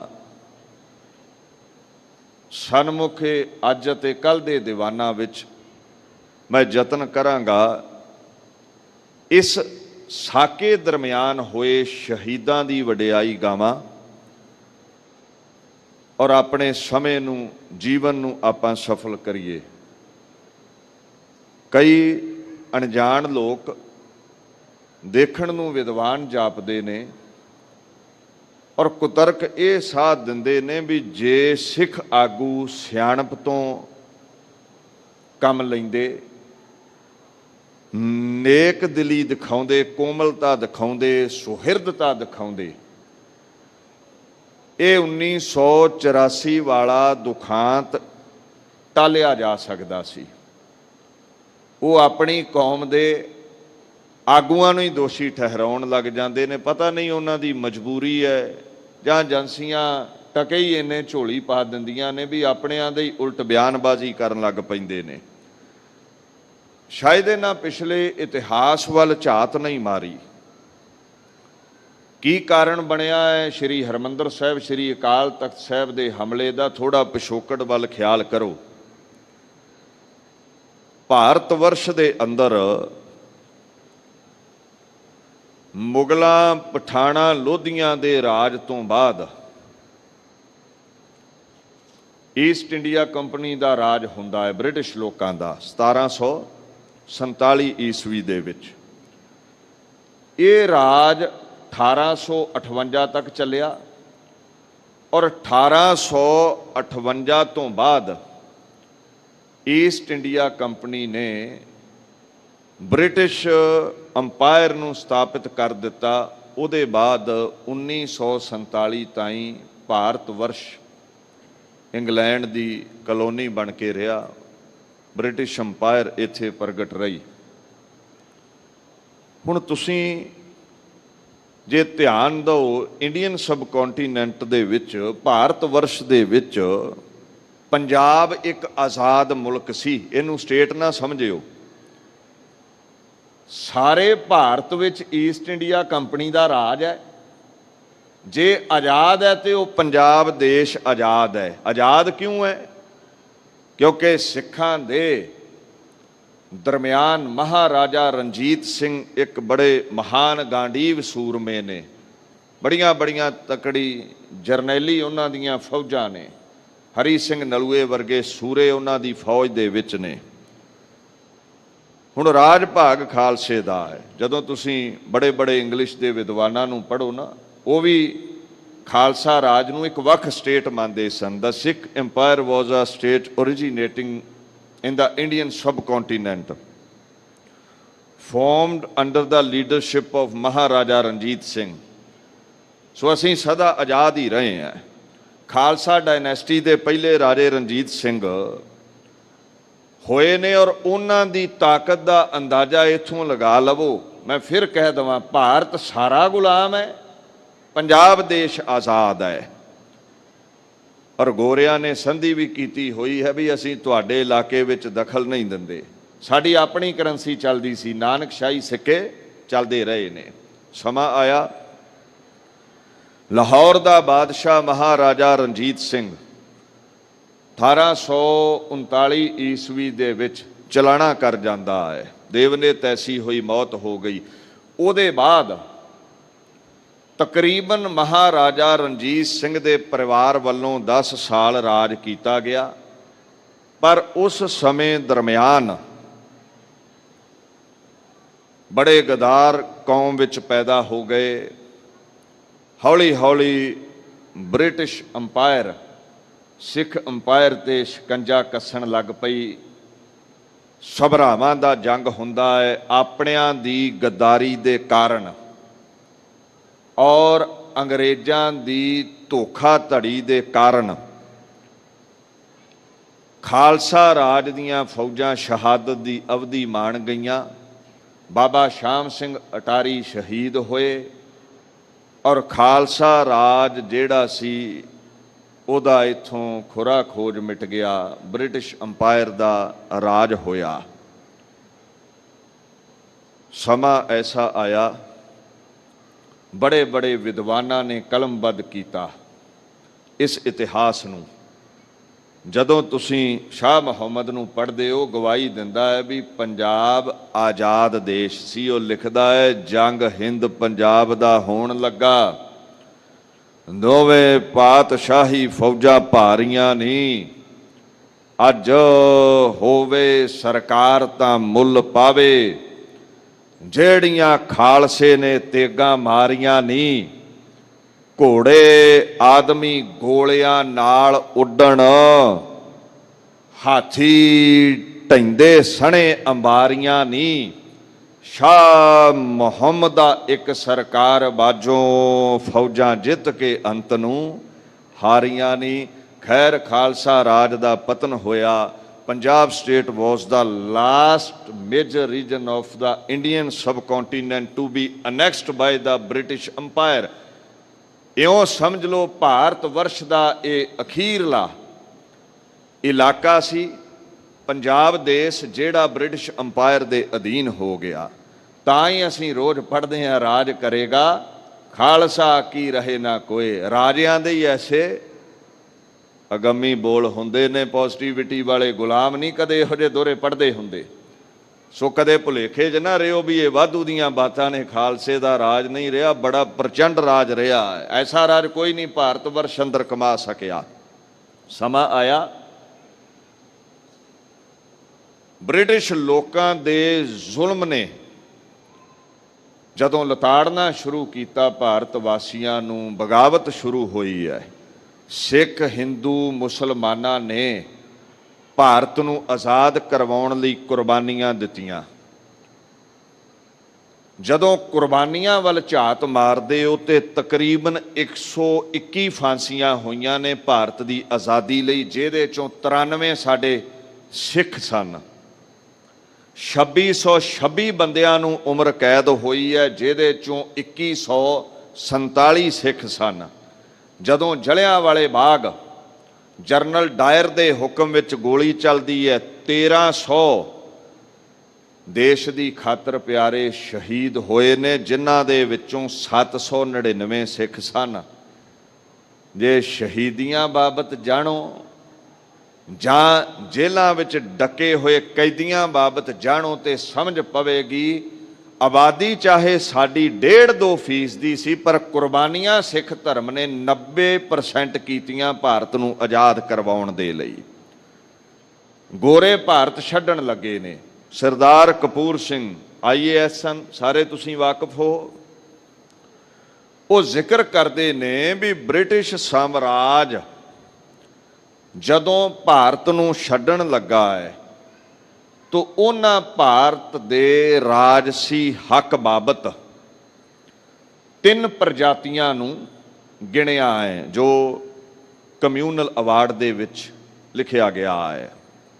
ਤਸਲੀਮ ਕੀਤੀਆਂ 3 ਪ੍ਰਜਾਤੀਆਂ ਵੀ ਭਾਰਤ ਵਰਸ਼ ਦੇ ਅਸਲ ਮਾਲਕ ਪ੍ਰਭੂ ਸੱਤਾ ਮੰਨਣ ਵਾਲੇ ਸਿੱਖ, ਹਿੰਦੂ ਤੇ ਮੁਸਲਮਾਨ ਨੇ, ਕਿਉਂਕਿ ਇਹ ਤਿੰਨੇ ਇੱਥੇ ਪ੍ਰਫੁੱਲਤ ਹੋਏ ਨੇ। ਖੈਰ ਗੱਲ ਇਹ ਉੱਠੀ ਵੀ ਦੇਸ਼ ਦੇ 3 ਹਿੱਸੇ ਕੀਤੇ ਜਾਣਗੇ। ਮੁਹੰਮਦ ਅਲੀ ਜਿੰਨਾ ਬ੍ਰਿਟਿਸ਼ ਹੁਕਮਰਾਨਾਂ ਦੇ ਸਾਹਮਣੇ ਇਹ ਬਾਤ ਪਾਉਂਦਾ ਹੈ ਵੀ ਅਸੀਂ ਹਿੰਦੂਆਂ ਨਾਲੋਂ ਵੱਖ ਹੋਣਾ ਹੈ, ਸਾਨੂੰ ਖਤਰਾ ਹੈ ਹਿੰਦੂ ਮਤ ਮੁਸਲਮਾਨਾਂ ਨੂੰ ਆਪਣੇ ਵਿੱਚ ਜਜ਼ਬ ਕਰ ਲਵੇਗਾ। ਤੋ ਸਾਨੂੰ ਚਾਹੇ ਛੋਟਾ ਆਲਣਾ ਹੀ ਦੇ ਦਿਓ, ਭਾਵੇਂ ਅੱਧੀ ਬੁਰਕੀ ਮਿਲ ਜਾਵੇ, ਗੁਲਾਮੀ ਦੇ 36 ਪ੍ਰਕਾਰ ਦੇ ਪਦਾਰਥ ਖਾਣ ਨਾਲੋਂ ਉਹ ਵੀ ਚੰਗੀ ਹੈ। ਸੋ ਪਾਕਿਸਤਾਨ ਹੋਂਦ ਵਿੱਚ ਆਇਆ। ਜਦੋਂ ਸਿੱਖਾਂ ਨੂੰ ਪੁੱਛਿਆ ਗਿਆ, ਸਾਡੀ ਲੀਡਰਸ਼ਿਪ ਨੂੰ ਪੁੱਛਿਆ ਗਿਆ ਬ੍ਰਿਟਿਸ਼ ਆਗੂਆਂ ਵੱਲੋਂ ਵੀ ਤੁਸੀਂ ਸਿੱਖ ਹੋਮਲੈਂਡ ਵੱਖਰਾ ਲੈ ਲਓ, ਕਿਉਂਕਿ ਬ੍ਰਿਟਿਸ਼ ਰਾਜ ਦੇ ਸਮੇਂ ਜਦੋਂ ਭਾਰਤ ਸਾਰਾ ਗੁਲਾਮ ਸੀ, ਤੁਹਾਡਾ ਪੰਜਾਬ ਮੁਲਕ ਵੱਖਰਾ ਸੀ, ਆਜ਼ਾਦ ਸੀ। ਤੁਸੀਂ ਆਜ਼ਾਦ ਮੁਲਕ ਦੇ ਮਾਲਕ ਸੋ, ਆਪਣਾ ਆਜ਼ਾਦ ਮੁਲਕ ਲੈ ਲਓ। ਦੂਸਰਾ, ਜਦੋਂ ਵਰਲਡ ਵਾਰ ਲੱਗੀ ਹੈ, Indian Sikhs played a key role in the British army during world war 1। English ਦੇ ਵਿਦਵਾਨ ਲਿਖਦੇ ਨੇ ਸਿੱਖਾਂ ਨੇ ਬੜਾ ਬਾਹੂਬਲ ਦਿਖਾਇਆ, ਬ੍ਰਿਟਿਸ਼ ਫੌਜਾਂ ਦਾ ਪੱਖ ਲੈ ਕੇ ਜੰਗਾਂ ਲੜੀਆਂ, ਹਜ਼ਾਰਾਂ ਸਿੰਘ ਸ਼ਹੀਦ ਹੋਏ ਨੇ ਵਰਲਡ ਵਾਰ ਦੇ ਵਿੱਚ। ਬ੍ਰਿਟਿਸ਼ ਲੋਕ ਇਸ ਗੱਲ ਤੋਂ ਵੀ ਖੁਸ਼ ਨੇ। ਸੋ ਉਹਨਾਂ ਆਖਿਆ ਭਾਈ ਤੁਸੀਂ ਆਪਣਾ ਵੱਖਰਾ ਦੇਸ਼ ਲੈ ਲਓ। ਇੱਥੇ ਫਿਰ ਨਹਿਰੂ ਤੇ ਗਾਂਧੀ ਨੇ ਸ਼ਬਦ ਜਾਲ ਵਿਛਾਇਆ ਹੈ, ਵਾਕ ਛਲ ਪ੍ਰਗਟ ਕੀਤਾ ਹੈ। ਸਿੱਖਾਂ ਨੂੰ ਆਖਣ ਲੱਗੇ ਸਿੱਖ ਤੇ ਹਿੰਦੂ ਦਾ 9 ਮਾਸ ਦਾ ਰਿਸ਼ਤਾ ਹੈ। ਸਨਾਤਨ ਮਤ ਦੀ ਰੱਖਿਆ ਦੇ ਲਈ ਗੁਰੂ ਗੋਬਿੰਦ ਸਿੰਘ ਪਾਤਸ਼ਾਹ ਨੇ ਖਾਲਸਾ ਪੰਥ ਸਾਜਿਆ। ਜੰਜੂ ਦੀ ਰੱਖਿਆ ਲਈ ਗੁਰੂ ਤੇਗ ਬਹਾਦਰ ਸਾਹਿਬ ਨੇ ਸ਼ਹਾਦਤ ਦੀ ਅਵਧੀ ਮਾਣੀ ਹੈ। ਜੇ ਆਪਾਂ ਦੋਵੇਂ ਧਿਰ ਵੱਖ-ਵੱਖ ਹੋ ਗਏ ਤੇ ਇਹ ਅਲੀ ਜਿੰਨਾ ਵਰਗੇ ਇਹ ਪਾਕਿਸਤਾਨ ਵਾਲੇ ਸਾਡਾ ਦੋਹਾਂ ਧਿਰਾਂ ਦਾ ਹੀ ਖਾਤਮਾ ਕਰਕੇ ਮਾਲਕ ਬਣ ਜਾਣਗੇ। ਵਾਅਦੇ ਕੀਤੇ ਗਏ, ਮਤੇ ਪਾਏ ਗਏ। ਅਖੇ ਭਾਰਤ ਵਰਸ਼ ਦੀ ਆਜ਼ਾਦੀ ਦੇ ਲਈ ਸਭ ਤੋਂ ਵੱਧ ਸਿੱਖ ਕੌਮ ਸੰਘਰਸ਼ ਕਰ ਰਹੀ ਹੈ। ਤੁਹਾਡੀ ਘਾਲਣਾ ਬਿਆਨ ਨਹੀਂ ਕੀਤੀ ਜਾ ਸਕਦੀ। ਸਿੱਖ ਭਾਈਓ, ਭਾਰਤ ਵਰਸ਼ ਦੇ ਵਿੱਚ ਇਕੱਠੇ ਰਹੀਏ, ਹਿੰਦੂ ਭਰਾਵਾਂ ਦੇ ਤੁੱਲ ਤੁਹਾਡਾ ਬਰਾਬਰ ਦਾ ਹੱਕ ਹੋਵੇਗਾ ਇਸ ਦੇਸ਼ ਦੇ ਅੰਦਰ। ਔਰ ਉੱਤਰੀ ਭਾਰਤ ਦੇ ਵਿੱਚ ਤੁਹਾਨੂੰ ਵੱਖਰਾ ਖਿੱਤਾ ਦਿੱਤਾ ਜਾਵੇਗਾ। ਪੰਜਾਬ ਤੁਹਾਡਾ ਹੋਮਲੈਂਡ ਹੋਵੇਗਾ, ਜਿੱਥੇ ਧਾਰਮਿਕ ਅਤੇ ਰਾਜਸੀ ਆਜ਼ਾਦੀ ਤੁਹਾਨੂੰ ਮਿਲੇਗੀ। ਤੁਸੀਂ ਆਜ਼ਾਦੀ ਦਾ ਨਿੱਘ ਮਾਣ ਸਕੋਗੇ। ਤੇ ਜੇ ਕਿਧਰੇ ਅਸੀਂ ਵਾਅਦੇ ਤੋਂ ਮੁੱਕਰੇ ਤੇ ਤੁਹਾਡੀ ਕੌਮ ਬੜੀ ਜੁਝਾਰੂ ਹੈ, ਸ਼ਸਤਰਾਂ ਨਾਲ, ਹਥਿਆਰਾਂ ਨਾਲ ਤੁਸੀਂ ਦੇਸ਼ ਤੇ ਮਾਲੀ ਲੈਣਾ ਹੈ। ਐਸੀਆਂ ਚੋਪੜੀਆਂ ਬਾਤਾਂ ਦੇ ਵਿੱਚ ਸਾਡੀ ਸਿੱਖ ਲੀਡਰਸ਼ਿਪ ਆ ਗਈ। ਨਹਿਰੂ ਤੇ ਗਾਂਧੀ ਕਪਟੀ ਬੰਦੇ ਨੇ, ਸਿੱਖ ਯਕੀਨ ਕਰ ਬੈਠੇ। ਹਿੰਦੂ ਸਟੇਟ ਦੇ ਨਾਲ ਸਿੱਖਾਂ ਨੇ ਰਹਿਣਾ ਕਬੂਲ ਲਿਆ। 1947 ਦੀ ਆਜ਼ਾਦੀ ਤੋਂ ਬਾਅਦ ਸਮਾਂ ਐਸਾ ਬਣਿਆ, ਹਾਲਾਤ ਐਸੇ ਹੋਏ, ਤੁਸੀਂ ਸਭ ਜਾਣਦੇ ਹੋ। ਪੰਜਾਬ 2 ਫਾੜ ਹੋ ਗਿਆ, 3 ਹਿੱਸੇ ਪਾਕਿਸਤਾਨ ਵਿੱਚ ਚਲਿਆ ਗਿਆ ਤੇ ਚੌਥਾ ਹਿੱਸਾ ਰਹਿ ਗਿਆ ਭਾਰਤ ਵਿੱਚ।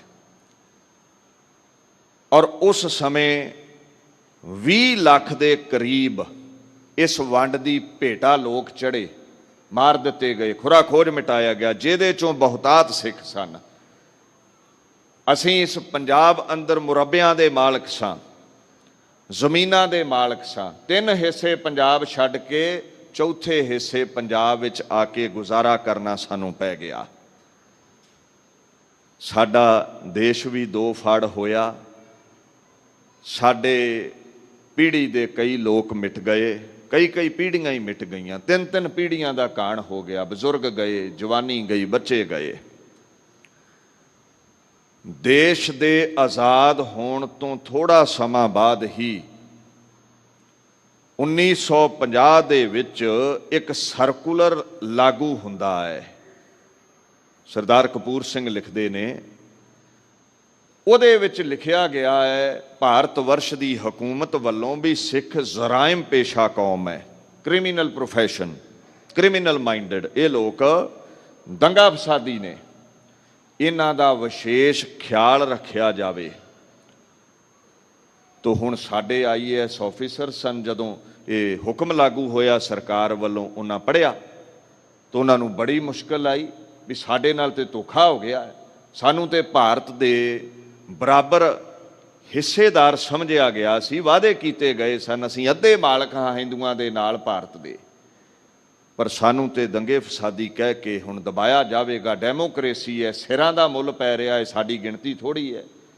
IAS ਸਰਦਾਰ ਕਪੂਰ ਸਿੰਘ ਹੁਣਾਂ ਅਸਤੀਫਾ ਦੇ ਦਿੱਤਾ ਸੀ, ਤੰਗ ਵੀ ਉਹਨਾਂ ਨੂੰ ਬਹੁਤ ਕੀਤਾ ਗਿਆ। ਖੈਰ ਥੋੜ੍ਹਾ ਸਮਾਂ ਹੋਰ ਲੰਘਿਆ, ਹੁਣ ਸੂਬਿਆਂ ਦੀ ਵੰਡ ਬੋਲੀ ਤੇ ਆਧਾਰਿਤ ਹੋਣ ਲੱਗੀ। ਜਿਹੜੇ ਮਰਾਠੀ ਬੋਲਦੇ ਨੇ ਮਹਾਰਾਸ਼ਟਰ ਉਹਨਾਂ ਨੂੰ ਮਿਲ ਗਿਆ, ਉੜੀਆ ਬੋਲਦੇ ਨੇ ਉੜੀਸਾ ਮਿਲ ਗਿਆ, ਤਾਮਿਲ ਬੋਲਦੇ ਨੇ ਤਾਮਿਲਨਾਡੂ ਮਿਲ ਗਿਆ, ਗੁਜਰਾਤੀਆਂ ਨੂੰ ਗੁਜਰਾਤ ਮਿਲ ਗਿਆ। ਅਸੀਂ ਆਜ਼ਾਦ ਪੰਜਾਬ ਦੇਸ਼ ਦੇ ਮਾਲਕ ਜੋ ਰਹੇ ਸਾਂ, ਅਸੀਂ ਵੀ ਮੰਗ ਉਠਾਈ ਵੀ ਸਾਨੂੰ ਪੰਜਾਬੀ ਸੂਬਾ ਦਿਓ ਜੋ ਸਾਡਾ ਸੀ, ਪੰਜਾਬੀ ਬੋਲਦੇ ਇਲਾਕੇ ਦਿਓ। ਹੁਕਮਰਾਨਾਂ ਨੇ ਬੁਨਿਆਦੀ ਦਲੀਲ ਇਹ ਦਿੱਤੀ, ਮੁੱਕਰਨ ਲੱਗੇ ਨੇ, ਕਹਿੰਦੇ ਨੇ ਦੇਖੋ ਅਸਲ ਦੇ ਵਿੱਚ ਖਾਲਸਾ ਰਾਜ ਸੁਰਜੀਤ ਜੇ ਹੋ ਗਿਆ ਤੇ ਹੋ ਸਕਦਾ ਹੈ ਪਾਕਿਸਤਾਨ ਭਾਰਤ ਦੋਨਾਂ ਤੇ ਹੀ ਰਾਜ ਕਰ ਜਾਵੇ। ਇਹਨਾਂ ਪੰਜਾਬ ਨੂੰ ਮਹਾ ਪੰਜਾਬ ਬਣਾ ਦਿੱਤਾ ਸੀ, ਖੈਬਰ ਤੱਕ ਇਹਨਾਂ ਦਾ ਡੰਕਾ ਵੱਜਦਾ ਸੀ, ਅਫਗਾਨਿਸਤਾਨ ਦੇ ਕਈ ਕਸਬੇ ਜਿੱਤ ਲਏ ਇਹਨਾਂ ਨੇ, ਤਿੱਬਤ ਤੱਕ ਇਹਨਾਂ ਦਾ ਰਾਜ ਰਿਹਾ ਹੈ, ਪਠਾਨ ਇਹਨਾਂ ਨੇ ਜਿੱਤ ਲਏ, ਹੁਕਮਰਾਨ ਇਹਨਾਂ ਨੇ ਜਿੱਤ ਲਏ। 1000 ਵਰ੍ਹੇ ਤੋਂ ਜੋ ਭਾਰਤ ਤੇ ਰਾਜ ਭਾਗ ਕਾਇਮ ਰਿਹਾ ਹੈ, 1001 ਈਸਵੀ ਤੋਂ ਮਹਿਮੂਦ ਗਜ਼ਨਵੀ ਦੇ ਸਮੇਂ ਤੋਂ ਗੋਰਿਆਂ ਤੱਕ ਸਮਨਾਂ ਦੀਆਂ ਨਾਸਾਂ ਵਿੱਚ ਧੂਆਂ ਲਿਆ ਛੱਡਿਆ ਹੈ ਖਾਲਸਿਆਂ ਨੇ, ਇਹਨਾਂ ਸਿੰਘਾਂ ਨੇ। ਤੇ ਕਿਧਰੇ ਫਿਰ ਨਾ ਕਾਬਲ ਕੰਧਾਰ ਤੱਕ ਇਹਨਾਂ ਦਾ ਰਾਜ ਹੋ ਜਾਵੇ। ਸੋ ਸਿੱਖ ਰਾਜ ਦੀ ਹੋਂਦ ਨੂੰ ਸਦਾ ਦੇ ਲਈ ਅਗਰ ਮਿਟਾਉਣਾ ਹੈ ਤਾਂ ਪੰਜਾਬ ਨੂੰ ਖਿਲਾਰ ਦਿਓ। ਸੰਯੁਕਤ ਹਿੰਦੁਸਤਾਨ ਦੇ ਵਿੱਚ ਰਾਜਸੀ ਸੱਤਾ ਹਿੰਦੂਆਂ ਕੋਲ ਰਹਿਣੀ ਚਾਹੀਦੀ ਹੈ। ਸਿਰਾਂ ਦੇ ਮੁੱਲ ਪੈ ਰਹੇ ਨੇ, ਵੋਟਾਂ ਦਾ ਰਾਜ ਹੋ ਗਿਆ ਹੈ।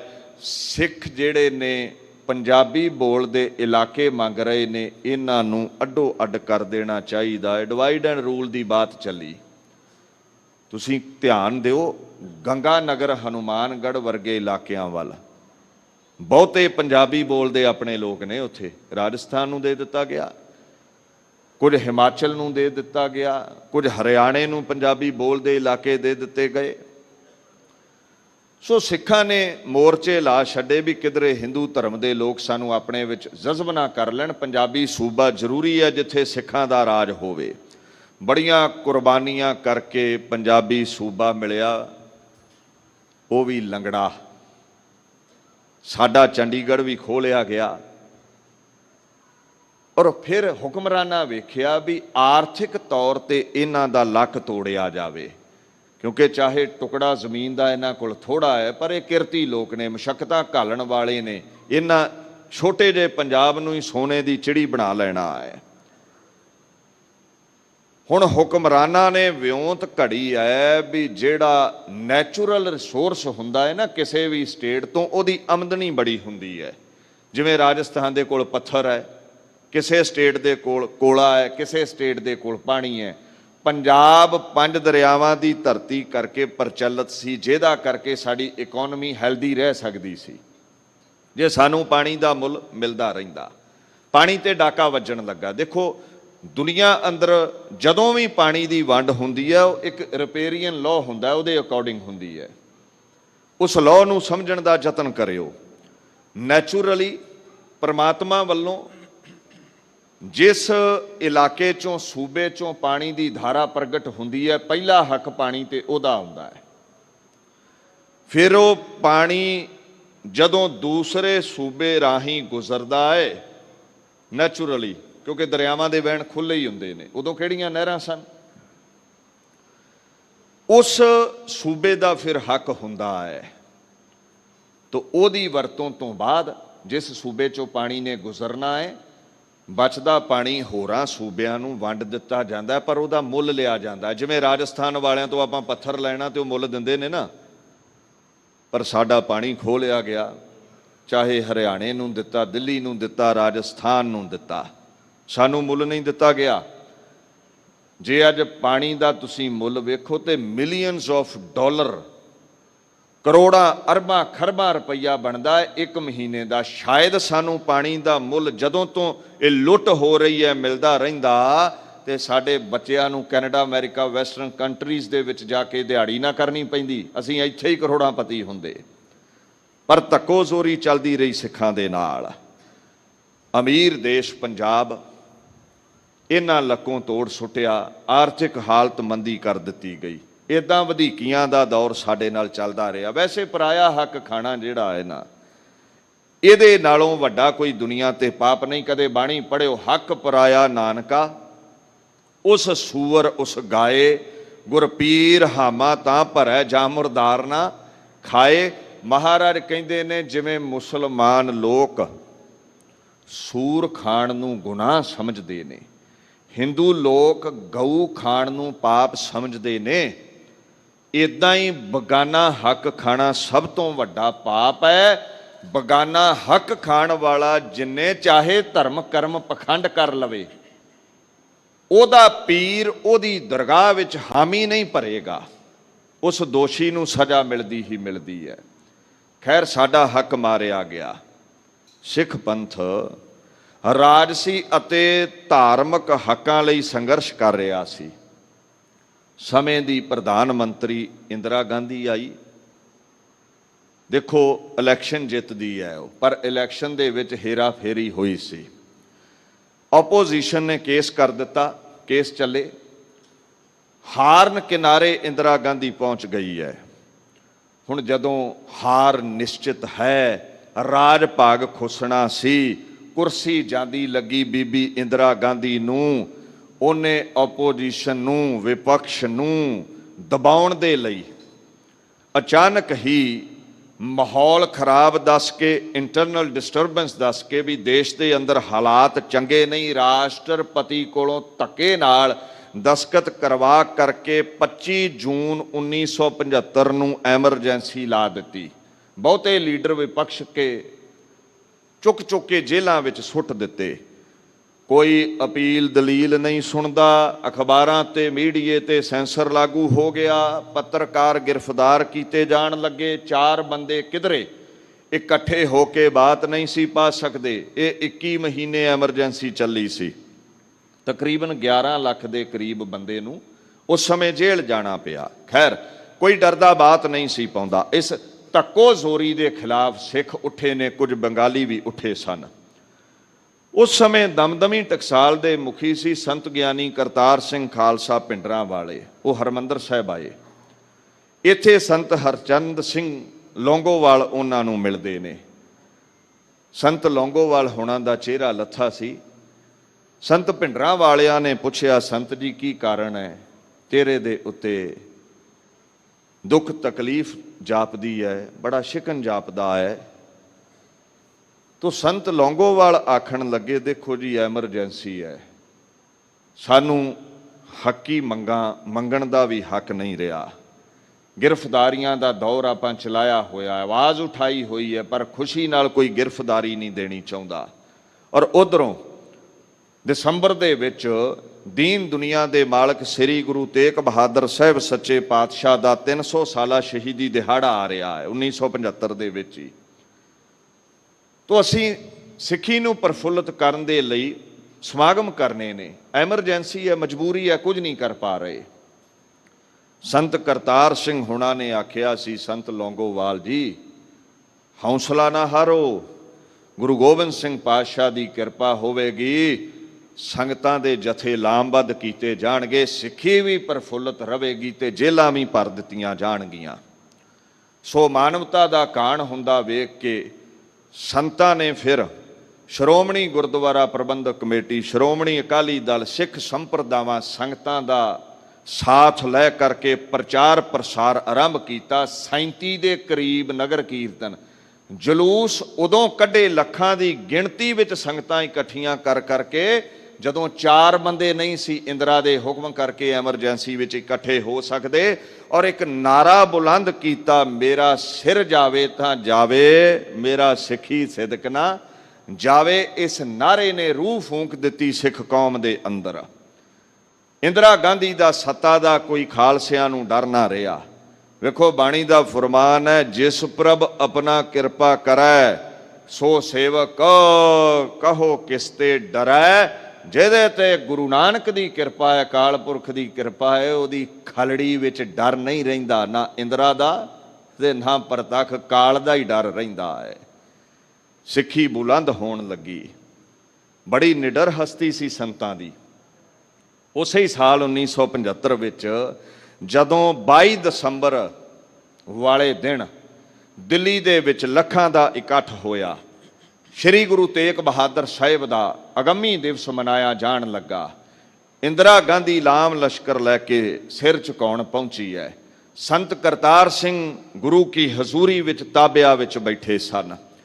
ਜਦੋਂ ਦਿੱਲੀ ਦਾ ਤਖਤ ਆ ਕੇ ਨਿਭਿਆ, ਇੰਦਰਾ ਗਾਂਧੀ ਨੂੰ ਸਮਾਂ ਮਿਲਿਆ, ਉਹਨੇ ਗਲੂਏ ਚੋਂ ਬੋਲ ਕੱਢੇ, ਜਿਸ ਦਿੱਲੀ ਤਖਤ ਨੇ ਕਦੇ ਸ਼੍ਰੀ ਗੁਰੂ ਤੇਗ ਬਹਾਦਰ ਸਾਹਿਬ ਜੀ ਦੀ ਮੌਤ ਦਾ ਫਰਮਾਨ ਜਾਰੀ ਕੀਤਾ, ਗੁਰਾਂ ਨੂੰ ਸ਼ਹੀਦ ਕੀਤਾ, ਅੱਜ ਉਹ ਦਿੱਲੀ ਤਖਤ ਗੁਰਾਂ ਦਾ ਅਹਿਸਾਨ ਉਤਾਰਨ ਦੇ ਲਈ, ਕਿਉਂਕਿ ਉਹਨਾਂ ਤਿਲਕ ਜੰਜੂ ਨੂੰ ਸਨਾਤਨ ਮਤ ਨੂੰ ਰੱਖਿਆ ਏ, ਸਿਰ ਝੁਕਾਉਣ ਇੱਥੇ ਪਹੁੰਚਿਆ ਹੈ। ਸੰਤ ਕਰਤਾਰ ਸਿੰਘ ਹੁਣਾਂ ਨੂੰ ਬੋਲਣ ਦਾ ਸਮਾਂ ਮਿਲਿਆ। ਕਹਿੰਦੇ, ਬੀਬੀ ਇੰਦਰਾ ਗਾਂਧੀ ਇੱਕ ਗੱਲ ਸੁਣ ਕੇ ਜਾਈ। ਸ਼੍ਰੀ ਗੁਰੂ ਤੇਗ ਬਹਾਦਰ ਸਾਹਿਬ ਜੀ ਨੇ ਸੀਸ ਦਿੱਤਾ, ਤਿਲਕ ਜੰਜੂ ਦੀ ਰੱਖਿਆ ਹੋਈ। ਜੇ ਕਿਧਰੇ ਉਹ ਸੀਸ ਨਾ ਦਿੰਦੇ ਤੇ ਅੱਜ ਤੂੰ ਮਾਈ ਸਾੜੀ ਪਾ ਕੇ ਨਾ ਆਉਂਦੀ, ਇਸ ਸਮਾਗਮ ਵਿੱਚ ਬੁਰਕਾ ਪਾ ਕੇ ਆਉਂਦੀ।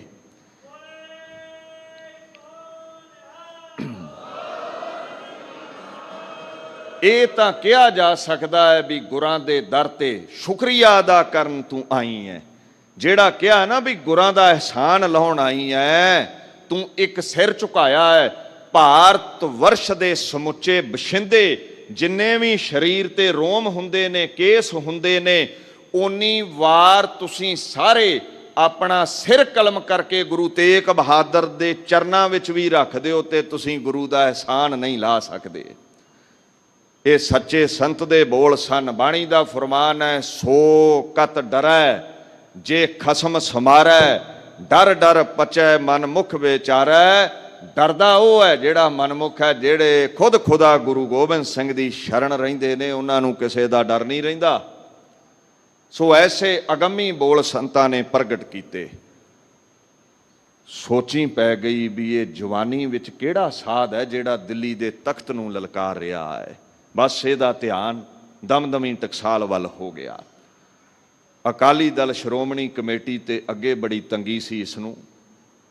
ਸੋ ਇਹਦੇ ਜ਼ਿਹਨ ਵਿੱਚ ਖਿਆਲਾਤ ਪ੍ਰਗਟ ਹੋਣ ਲੱਗੇ, ਸਿੱਖਾਂ ਦਾ ਖਾਤਮਾ ਕਿਵੇਂ ਕਰਨਾ ਹੈ, ਇਹਨਾਂ ਦੀਆਂ ਹੱਕੀ ਮੰਗਾਂ ਨਹੀਂ ਮੰਨਣੀਆਂ, ਇਹਨਾਂ ਦਾ ਖੁਰਾ ਖੋਜ ਅਬਦਾਲੀ ਵਾਂਗੂ ਮਿਟਾਉਣਾ ਹੈ। ਸੋ ਜਿੰਨੇ ਵੀ ਦੇਹਧਾਰੀ ਪਖੰਡੀ ਗੁਰੂ ਬਣ ਬੈਠੇ ਸਨ, ਉਹਨਾਂ ਨੂੰ ਤਾਕਤ ਦਿੱਤੀ ਗਈ, ਸਿਕਿਉਰਿਟੀ ਦਿੱਤੀ ਗਈ। ਸਿੱਖਾਂ ਦੇ ਵਿੱਚ ਡਿਵਾਈਡ ਐਂਡ ਰੂਲ ਦੀ ਬਾਤ ਪ੍ਰਗਟ ਕੀਤੀ ਗਈ। ਭਾਵਨਾ ਸਿੱਖਾਂ ਦੀ ਖਤਮ ਕੀਤੀ ਜਾਣ ਲੱਗੀ। ਸਭ ਤੋਂ ਵੱਡੀ ਚੋਟ ਜੇ ਸਾਡੇ ਤੇ ਹੋਈ ਪਖੰਡੀ ਗੁਰੂਆਂ ਵੱਲੋਂ ਤੇ ਉਹ ਸੀ ਨਿਰੰਕਾਰੀ ਗੁਰਬਚਨ ਸਿੰਘ ਵੱਲੋਂ। ਇੰਦਰਾ ਗਾਂਧੀ ਦੇ ਹੁਕਮ ਦੇ ਵਿੱਚ ਉਸ ਬਾਬੇ ਨੇ 1700 ਵਾਹਿਗੁਰੂ 1978 ਦਾ ਸਮਾਂ, ਉਧਰੋਂ ਵਿਸਾਖੀ ਦਾ ਦਿਹਾੜਾ ਸਿੱਖ ਜਗਤ ਨੇ ਮਨਾਉਣਾ ਹੈ, ਉਧਰੋਂ ਇਹਨੇ ਐਲਾਨ ਕਰ ਦਿੱਤਾ, ਮੈਂ ਗੁਰੂ ਗੋਬਿੰਦ ਸਿੰਘ ਦੇ 5 ਪਿਆਰਿਆਂ ਦੀ ਜਗ੍ਹਾ 7 ਸਿਤਾਰੇ ਥਾਪਾਂਗਾ। ਮੈਂ ਗੁਰੂ ਨਾਨਕ ਦਾ ਅਵਤਾਰ ਹਾਂ। ਗੁਰੂ ਗ੍ਰੰਥ ਸਾਹਿਬ ਦੇ ਪਾਵਨ ਅੰਗਾਂ ਤੇ ਕਦਮ ਰੱਖੇ ਗਏ। ਇਹਦੇ ਵੱਲੋਂ ਮਹਾਰਾਜ ਦੀ ਬੇਅਦਬੀ ਕੀਤੀ ਗਈ। ਸੰਤ ਜਰਨੈਲ ਸਿੰਘ ਹੁਣੀ ਦਮਦਮੀ ਟਕਸਾਲ ਦੇ ਮੁਖੀ ਸਨ। ਸਾਰੇ ਸਿੱਖ ਜਗਤ ਦੇ ਮਹਾਪੁਰਸ਼ਾਂ ਵੱਲੋਂ, ਸ਼੍ਰੋਮਣੀ ਗੁਰਦੁਆਰਾ ਪ੍ਰਬੰਧਕ ਕਮੇਟੀ ਵੱਲੋਂ, ਸ਼੍ਰੋਮਣੀ ਅਕਾਲੀ ਦਲ ਵੱਲੋਂ, ਜਿੰਨੀਆਂ ਵੀ ਸਿੱਖ ਜਗਤ ਦੀਆਂ ਜਥੇਬੰਦੀਆਂ ਸਨ, ਇੱਕ ਆਵਾਜ਼ ਬੁਲੰਦ ਕੀਤੀ ਗਈ ਵੀ ਇਹ ਤੂੰ ਗੁਨਾਹ ਕਰ ਰਿਹਾ ਹੈ, ਤੂੰ ਕਰਮ ਨਹੀਂ ਕਰੇਗਾ। ਸਰਕਾਰ ਨੂੰ ਗੁਹਾਰ ਲਾਈ ਗਈ ਵੀ ਇਸ ਪਾਪ ਤੋਂ ਨਿਰੰਕਾਰੀਆਂ ਨੂੰ ਰੋਕਿਆ ਜਾਵੇ। ਪਰ ਸਰਕਾਰ ਦੀ ਸ਼ੈ ਸੀ। ਸ਼ਾਂਤਮਈ ਸਿੱਖ ਦਮਦਮੀ ਟਕਸਾਲ ਵੱਲੋਂ, ਅਖੰਡ ਕੀਰਤਨੀ ਜਥੇ ਵੱਲੋਂ ਜਾਂ ਹੋਰ ਸਿੱਖ ਸੰਗਤਾਂ ਇਸ ਚੱਲ ਰਹੇ ਪਾਖੰਡ ਦੇ ਡੰਮ ਨੂੰ ਰੋਕਣ ਦੇ ਲਈ ਪ੍ਰੇਮ ਦੇ ਸਹਿਤ ਜਾ ਕੇ ਸਮਝਾਉਣਾ ਚਾਹੁੰਦੇ ਸਨ। ਕਾਫਲਾ ਲੈ ਕੇ ਗਏ।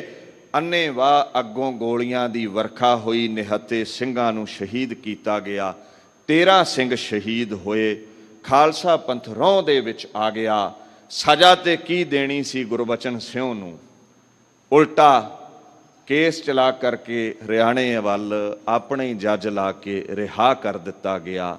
ਇੱਕ ਪਲ ਦੇ ਲਈ ਵੀ ਸਲਾਖਾਂ ਦੇ ਪਿੱਛੇ ਨਾ ਸੁੱਟਿਆ। ਫਿਰ ਸੰਤ ਜਰਨੈਲ ਸਿੰਘ ਹੋਣਾ ਐਲਾਨ ਕਰ ਦਿੱਤਾ, ਖਾਲਸਾ ਪੰਥ ਗੁਰਾਂ ਦੀ ਬੇਅਦਬੀ ਦਾ, 13 ਸਿੰਘਾਂ ਦੀ ਸ਼ਹਾਦਤ ਦਾ ਜਿਹੜਾ ਫਲ ਹੈ ਭੁਗਤਾ ਲਵੇਗਾ ਇਹਨਾਂ ਜ਼ਾਲਮਾਂ ਨੂੰ। ਇਹ ਐਲਾਨ ਹੋਇਆ। ਫਿਰ ਕਿਸ ਪ੍ਰਕਾਰ ਦੇ ਨਾਲ ਅਗਾਂਹ ਸਿੱਖ ਜਗਤ ਨੇ ਵਿਉਂਤਬੰਦੀ ਘੜੀ ਹੈ।